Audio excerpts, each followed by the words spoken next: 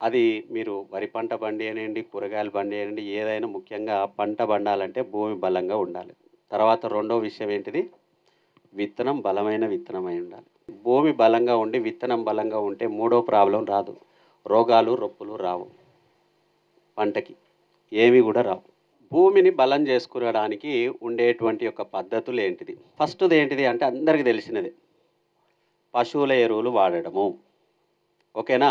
అది మేక ఎరువు గానీ, గొర్రెల ఎరువు గానీ, ఆవులది గానీ, బర్రెలది గానీ, ఏదైనా గానీ. వరి చేలు గానీ, ఈ చేలు గానీ, ఆ చేలు గానీ ఏసేటప్పుడు పొరకదొక్కేది. కానుగాకు, వావిలాకు, జిల్లేడాకు, మారేడాకు, తంగేడాకు, ఆ! ముఖ్యంగా ఈ కానుగాకుని ఎక్కువ దొక్కేవాడు. ఈ 5 రకాలైనటువంటి యొక్క ఆకులు తొక్కడం అంటే మళ్ళీ గుర్తుపెట్టుకోండి. ఇక మనం ఏదో ఇట్లా గాదు. అయి కోసుకొచ్చి పొలం లోపట ఏసేసి, నీళ్లు పెట్టి, దమ్ము చేసి వదిలేసేవారు.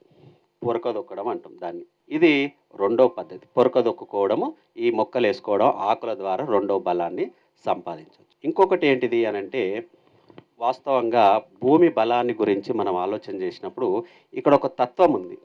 ఇక్కడ ఒక సైన్స్ ఉంది. పెద్ద అద్భుతమైన సైన్స్. మనకి కనిపిస్తుంది, భూమి కనిపిస్తుంది గానీ, భూమిలో జరిగే విషయాలు మనకు కనిపియట్లే.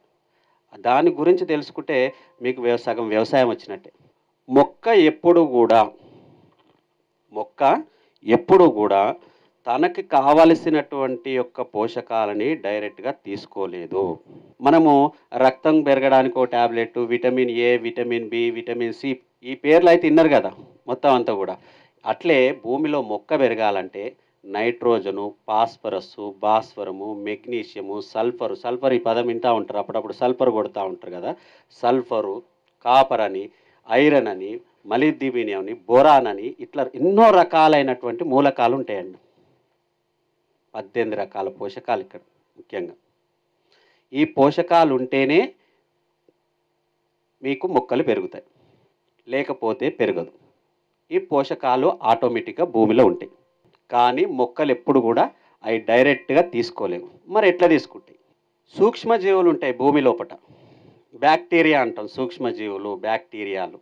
ఇవి చేస్తే అసలు పననమాట. వ్యవసాయం చేసేది అయి. అసలు వ్యవసాయం చేసేది అయి. ఇక్కడ ఉండేటువంటి యొక్క సూక్ష్మజీవులు భూమిలో ఉండేటువంటి యొక్క మట్టిలో ఉండేటువంటి పోషకాలని మొక్కలకి అందిస్తాయి.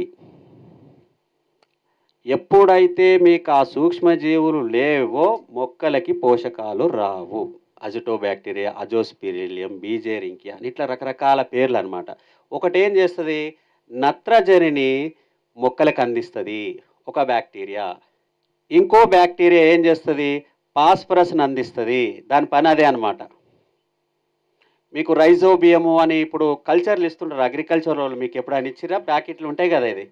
ఆ విత్తన శుద్ధి చేసుకోవడానికి సూడోమోనాసు అని ఎప్పుడైనా వినే ఉంటారు. అవన్నీ బ్యాక్టీరియాలే కల్చర్స్ అంటారు అట్లను. ఆ దాని పని అది చేస్తది. మరి నత్రజని ఒక్కొక్క దాన్ని స్థిరీకరిస్తా ఉంటది. ఇయన్నీ ఒక్కొక్కటి ఒక్కొక్క పని చేస్తా ఉంటాయి. ఈ యూరియా ఎక్కడి నుంచి తీసుకుంటాయి మొక్కలు? ఫస్ట్ విషయం తెలుసా మీకు? అసలు ఇది తెలుసుకుంటే యూరియా వేయాల్సిన అవసరమే ఉండదు మీకు. గాలిలోనే 84% నత్రజనిని మొక్కలు తీసుకుంటాయి. గాలిలో ఉండేటువంటి యొక్క నత్రజనిని తీసుకొని 84% గాలిలో నుంచే తీసుకుంటాయి మొత్తం అంతా.